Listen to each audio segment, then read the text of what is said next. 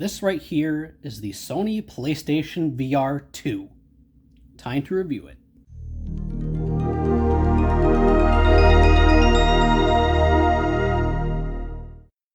I absolutely loved my PlayStation VR headset. Even though it did have some drawbacks and quirks compared to the competition, at the time, it was still a very, very good option for people who wanted to get into VR for the first time. And thanks to some pretty good exclusives, it's still my primary way of playing VR games to this day. And so when Sony unveiled the PlayStation VR2, saying I was very excited was an understatement. Releasing in early 2023, the PlayStation VR2 is, well, obviously a successor to PlayStation VR1. And let me tell you, this thing, with all of its features, makes the original PlayStation VR headset look primitive. Gone is the external camera and processing box in favor of internal cameras built onto the headset, as well as having the actual processing power from your PlayStation 5 system. Built-in haptic feedback in the headset, upgraded lenses with up to 4K resolution, built-in eye tracking, and even a freaking cooling fan inside the system so that people who wear glasses don't have to worry about their glasses fogging up. The PlayStation VR2 was originally exclusive to PlayStation 5 since it was built from the ground up for that system. However, in August of 2024, Sony announced a PC adapter so you can use the VR headset on PC. You do unfortunately lose a couple features when you're playing this on PC, but I can imagine it's still a great experience, and it's a very nice option to have, making the headset way more accessible. It's a little hard to say specifically how many units that the VR2 headset has sold so far because, well, Sony isn't really keeping track of the sales as much as they are with PlayStation 5. But as of recording this video, it's estimated to be around 500 to 600,000 units. Now keep in mind, the VR2 came out a little over a year ago as of recording this video, so those sales numbers may be subject to change. I upgraded to a PlayStation 5 probably a little less than a year ago as of recording this video, and honestly, I was not expecting to pick up a VR2 headset shortly after, considering, well, at launch, this thing was costing about like $550. But miraculously, I was able to find a really good deal on this specific headset. The person was selling it for about $300, and they said they only used it about twice. And yeah, it's pretty much brand new. And I knew I just had to say yes to that offer. So compared to buying it from a retail store at full price, that's a steal. And just like with the original PlayStation VR headset, I am loving my VR2 headset. I play this all the time, especially since it is way more convenient to play this compared to the original VR headset. Because like I said, VR1, yeah, it's functional and it's still a headset that I still use a lot to this day. But with the external camera and the processor box, it's kind of a pain in the ass to set up when I want to actually use it, which is why I've mainly been using my VR2 headset more often because, well, it plugs into your PlayStation 5 or PC with a single USB-C connector. Pretty much all the processing comes from either your PlayStation 5 or your PC, and the headset has built-in cameras, so you don't need an external camera anymore. Unfortunately, this does mean that the VR2 headset is not backwards compatible with VR1 software, unfortunately, which is why I still have my original headset. So if you're wanting to play original VR PlayStation 4 games with the VR2 headset, you unfortunately can't, which is a little bit of a disappointment. Sony has luckily acknowledged this with re-releasing a select few VR titles to be upgraded to the VR2 headset. And with some of those titles, if you own the original VR1 version, you can get a discount on the VR2 version. There may be some users out there of other VR headsets like the MetaQuest that may be criticizing the VR2 headset since it is wired compared to those other headsets which are wireless. I did read somewhere that Sony was originally looking into a possible wireless version of the VR2. I'm not entirely sure if they're still looking into that or not, but I can imagine I wouldn't be surprised if they still end up having this wired due to latency and impact on performance. So let's take a closer look at this thing. So on the front of the headset, it is drastically different compared to the original VR1 headset. It no longer has tracking lights like the original headset had because, well, since this doesn't require an external camera, it doesn't really need those. Instead, it has the cameras built on the headset itself. These cameras function with tracking your movement as well as tracking your surroundings, and it even has a feature, if you press a certain button on here, you can actually get an external view from one of these cameras so you can easily see if something is in the way or not without even having to take the headset off. There's a little lip on the top as well. That is the fan vent because this thing has a built-in fan in it. And it's mainly used for if you're wearing glasses. Basically, it sucks air in from the lenses out from here so it doesn't fog up your glasses and the lenses. We also have a button on the top to basically adjust the headset itself. We also have a dial right here to adjust the spacing between the lenses. On the left side of the headset, we have a PlayStation logo. We have a little holder here if you're using earbuds, so that way you can just easily store them there. On the back of the headset, we have a button as well as a dial to adjust the headset band. So just like the original headset, you can still adjust the headset to your liking. And then if you twist this dial in, that's basically to lock it in place. And then the button is to unlock it.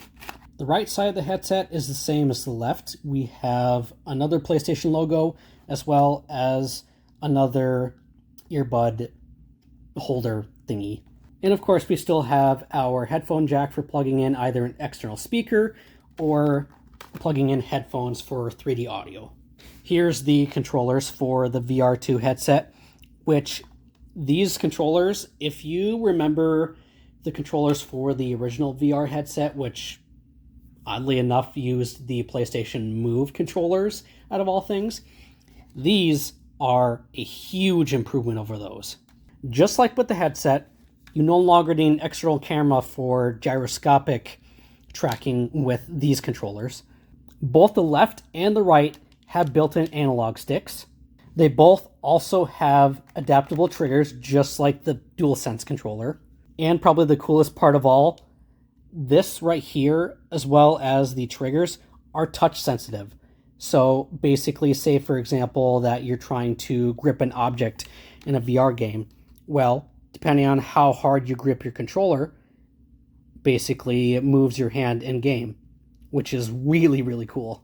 And just like the original headset with the PlayStation 4 DualShock 4 controller, you can also use a DualSense controller with certain VR2 titles. So what exactly is powering the VR2 headset?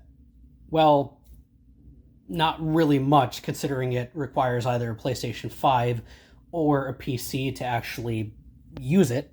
But the headset itself has a 4K OLED HDR capable pen tile display with the ability to display 2000 by 2040 resolution per eye, as well as capabilities for either 90 or 120 hertz refresh rate.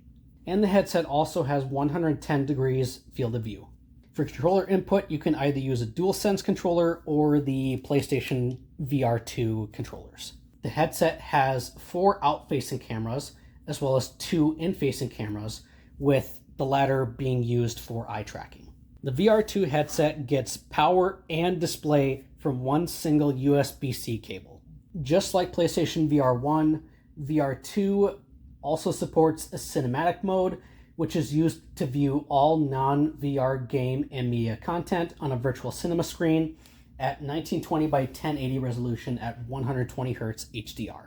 And finally, the headset measures in at 212 by 158 by 278 millimeters and weighs approximately 560 grams. Let's show off my PlayStation 5 physical games that require PlayStation VR2, which compared to VR1, there's not nearly as many physical copies of games for VR2. And at least as of recording this video, game prices for physical releases can be a little spendy. You can find some pretty good deals every once in a while. So a good majority of VR2 games are exclusively digital and are usually cheaper than physical. So in terms of physical game collecting, I'd say wait a little while until game prices drop down or until there's more physical games available for the headset. Because yeah, there's a good reason why I only have 7 physical games in my collection right now. Because like I said, most of them are pretty spendy, especially the limited release ones. So let's start with VR Skater. Think of this as like Tony Hawk, but in VR. This is usually one of the more cheaper physical games for VR2. I think I bought this one off of Amazon for like 20 bucks. I didn't end up liking it all that much because controls are a little awkward and just the game itself actually made me a little nauseous. So it may not be for everybody.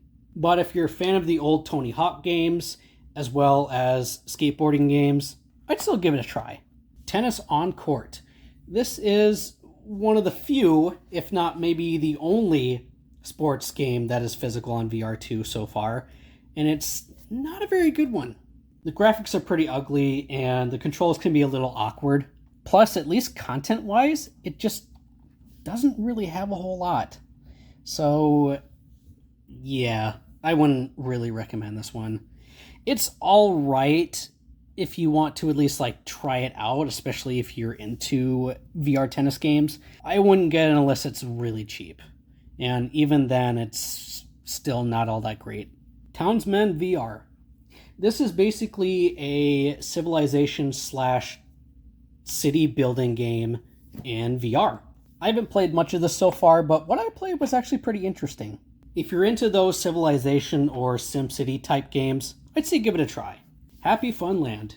This is mainly described as a comedic horror game, but basically you take the role of a guy that is exploring the abandoned remains of a retro theme park, kind of inspired by Disneyland or Disney World. I haven't gotten very far into this game because I'm kind of a wuss when it comes to horror games. This one I might have a little bit of an easier time with, considering it's more on like the comedic side. It does still have a few jump scares here and there though. It is definitely interesting, and I do recommend at least giving it a try. Although I have heard it's not very long and the controls can be a little awkward. Synth Riders Remastered Edition, aka a Beat Saber clone. I only got this game out of pure curiosity, and plus it was only like 20 bucks. It's all right, although I'd say Beat Saber is a lot more enjoyable. If you played Beat Saber before, it's pretty much just like that. Song in the Smoke Rekindled. This is a VR survival game, and I think it's actually a remaster of a PlayStation VR 1 game. I literally just played this game last night, and it was also fairly cheap, so I can't really form any opinions on it, at least right now. Although from what I played, it looks really interesting. I'm not entirely sure how far I'll end up getting in it because I'm not really good at these survival games, but it does look interesting. There is a demo available on PS5, by the way, if you want to give it a try. And finally, we have The Light Brigade. This is a roguelite VR adventure game, and again, I only played this recently, but I'm a big fan of roguelites, so yeah, I feel like I'm definitely going to really enjoy this one. And from what I played, it's actually pretty good. Like the back of the box says, it's got realistic gunplay and immersive light magic. Especially with the gunplay, I can't really describe it, but like it almost feels like the guns actually have like a little bit of weight to them. And pretty much operating the guns is all manual. So everything from holstering your gun to taking ammo out, reloading it, it's all manual. You actually have to physically do that in game, which adds a little bit more challenge and immersion in the game. If you like roguelites, I would definitely give this one a try. Let's plug this thing in and show it in action. So keep in mind, as of recording this video, I don't have the PC adapter for the PSVR 2. So for the purposes of this video, I'm just going to be showing off setup and gameplay using it on PS5. So setting up PSVR 2 is pretty simple. All it entails is turning on your PS5, plugging the headset into the USB-C connector. You'll see a red light indicating that the headset is getting power from the system. And then press the power button and you're off to the races.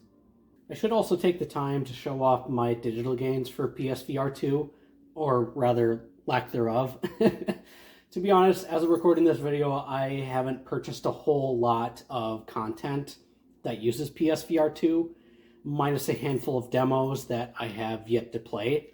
Really, the only three that I have downloaded is Awesome Asteroids, Beat Saber, and Zenith the Last City.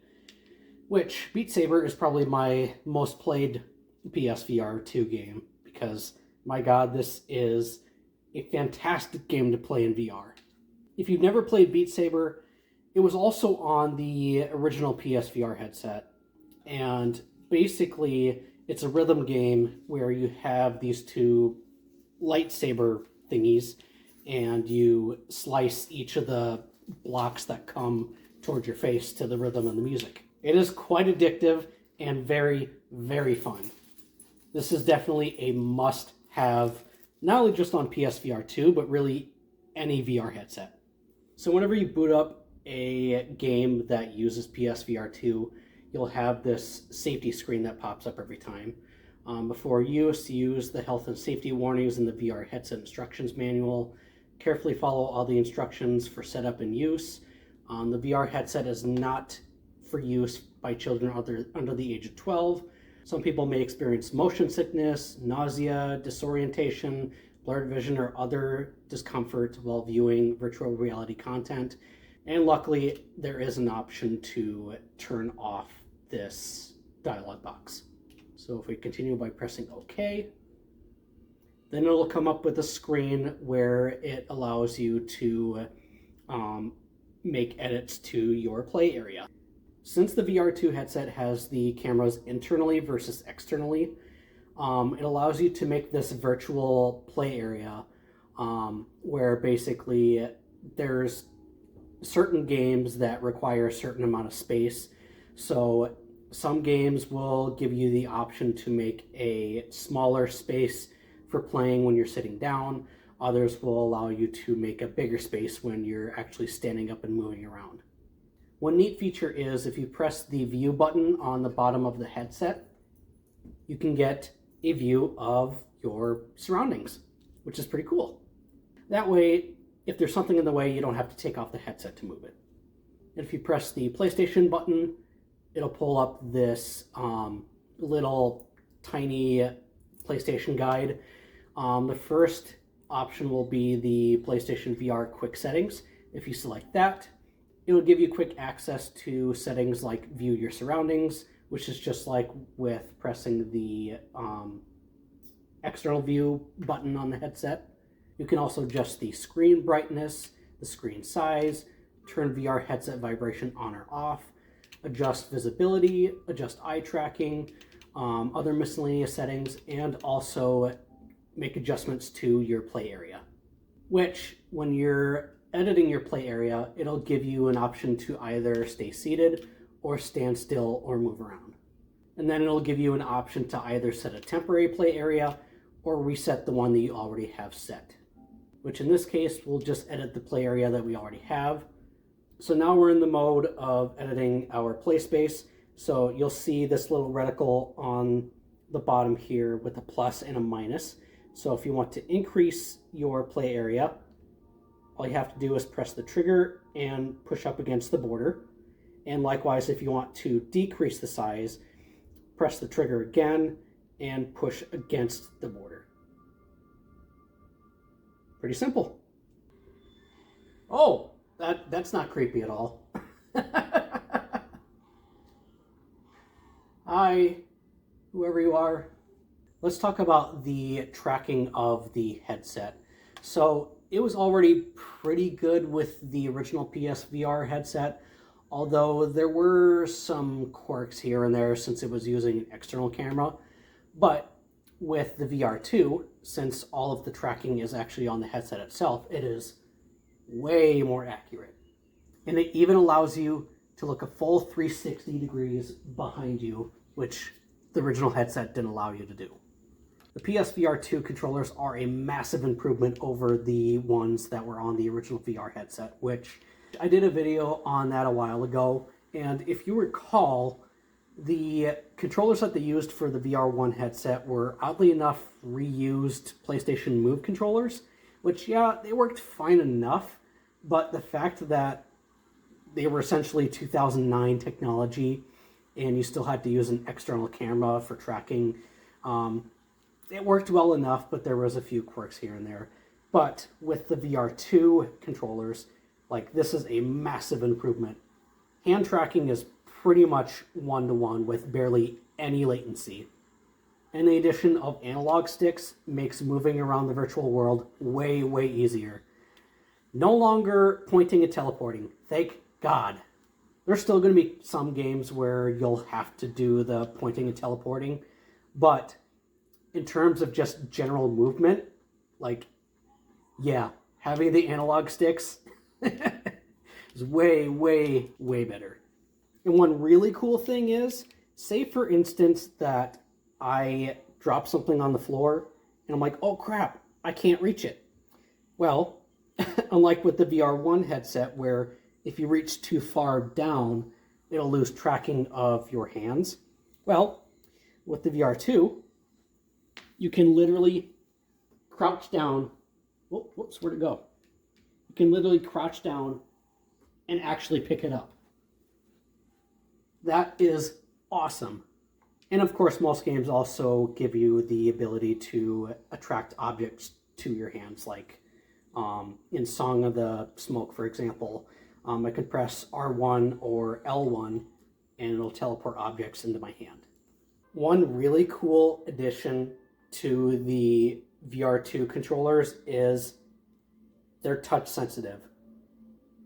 So everything from the triggers to the nubs of the analog sticks to even the grips themselves are touch sensitive.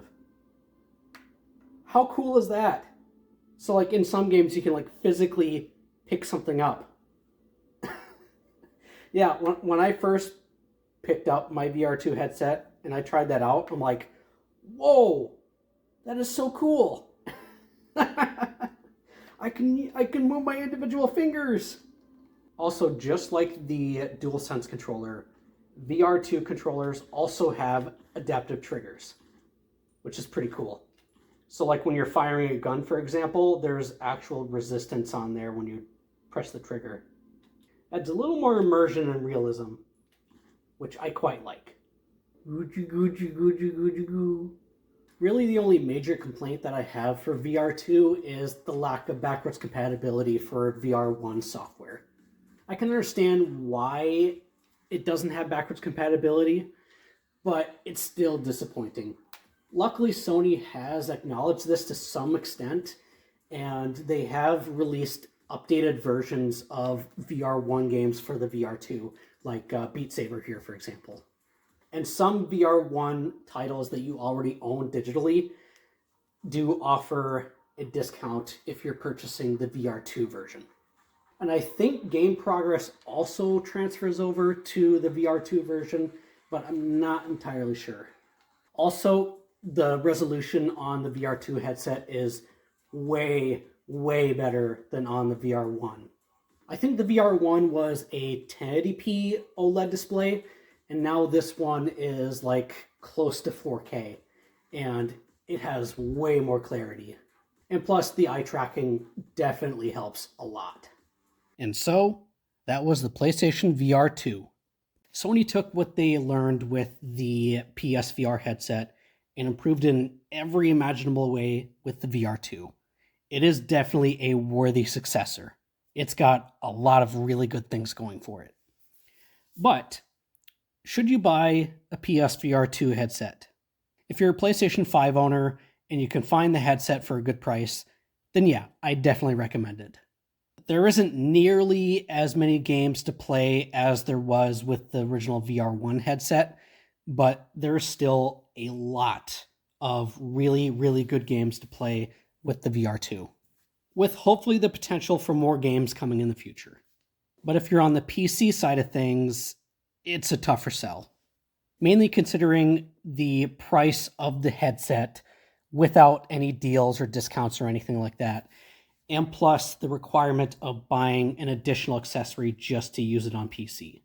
Unless you already own a VR2 as well as a PS5, it honestly doesn't really make a whole lot of sense to buy the headset just to use on PC.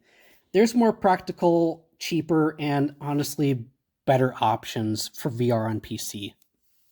The PSVR 2 may not be doing as well as its predecessor sales-wise as of recording this video, but it sounds like Sony isn't ready to give up quite yet, considering that there's more games still being developed for the headset, and also with the potential of a PSVR 3 in the future.